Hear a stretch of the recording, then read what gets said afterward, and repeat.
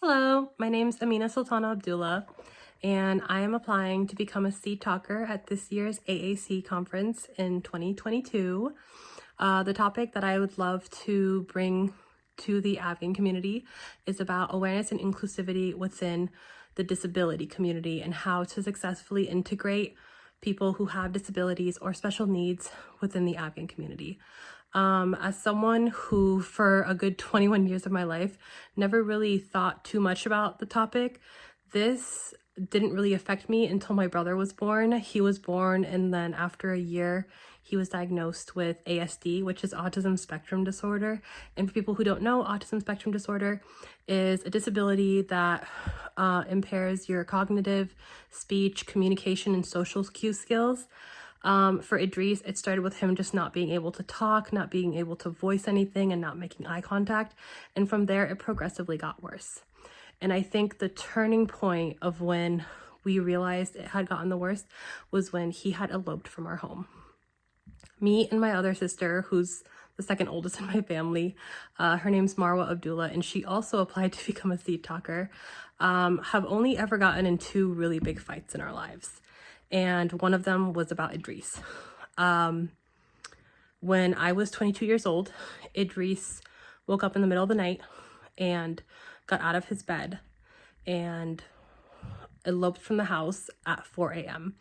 My parents were in California at the time, and we were watching him. And he had eloped from the house, and elopement is one of the issues that people with autism have, is they tend to leave where they are and they don't have a purpose or a place in mind to reach. He had eloped. It was 4 a.m. in spring, so it was fairly cold. He had left the house with no shoes, and he was not even wearing pants, and had eloped from our neighborhood down to a main highway on a Sunday at 4 a.m. And no one in my house woke up. We were blessed that a cop actually found him out on the highway and brought him to the hospital. He was safe. He wasn't hurt. He did have pneumonia, but he wasn't physically hurt. And it wasn't until 7 a.m. when an officer was banging on our door asking if we knew where our brother was that we realized he wasn't even in the house. He had slipped out so quietly. We had rushed to the hospital to see where he was, and we were not allowed to see him. They had called CPS, and they had told us that we might lose custody of Idris. Not to mention my parents were out of town, so they heard about it a little bit later. But I think that moment, we were so incredibly stunned at what Idris's future might look like that me and my sister decided, okay, we need to figure out what we can do, how we can help him, and if there were others who had gone through what we had gone through. And when we kind of reached out to the special needs community, we found out there had been a lot of people who had gone through what we had gone through, and they offered us some hope in the form of resources through government and Medicaid. But apart from that, I realized that there isn't a lot of social and emotional support for Afghans who have disabilities or suffer, or whose loved ones suffer from disabilities or special needs. There is no support system. So it wasn't until then that we decided that we needed to come up with something that would help.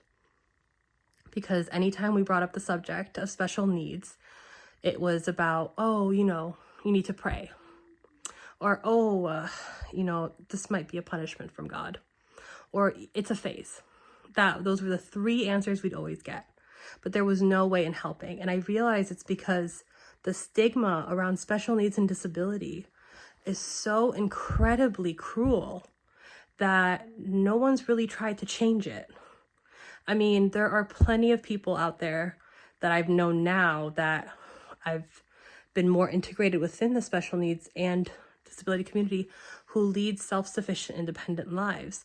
But even then, people who have become successful, despite the extra challenges they face, are still kind of scooched out into the corner of our communities. And that narrative needs to change. And the first part of changing a narrative is helping the people who are affected by the narrative. So I started working with a company that offers resources, offers Medicaid, offers caregiver services that you don't pay for out of pocket, that you qualify for based off your disability. And I feel like awareness of that needs to be given to the communities. And even sometimes when I would come across a family that would need those services, they wouldn't take it because they associated so much shame with their kid's disability or with their loved one's disability that they weren't willing to take the help for it. My brother was almost 6 years old before he talked.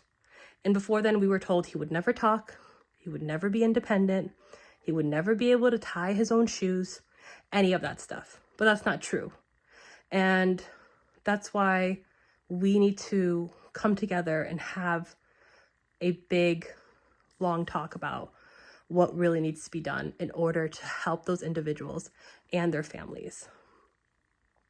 And then the second part of that is making the rest of the community aware that while these people don't face situations the way we do, their disability is not their label. That is not all that they are worth.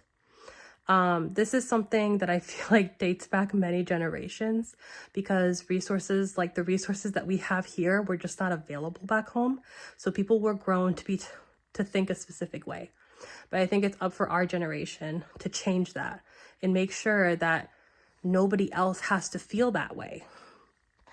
So because of that, I put together a group of individuals who helped me out at my local mosque with a program called Muhsin. And that program means Muslims Understanding Individuals Who Have Disabilities. And we put together a very simple course of Sunday school, a support group, and a couple activities for families with disabilities to do so they can feel integrated into the community. But that's such a small step to how big of a goal that we could truly accomplish if we came together and, number one, changed the narrative. Secondly, gave resources to families that need them in order to support their loved ones with disabilities. And then third, made sure that instead of spreading arrogance about this topic, spreading information and compassion towards people that are affected by this topic. Thank you so much.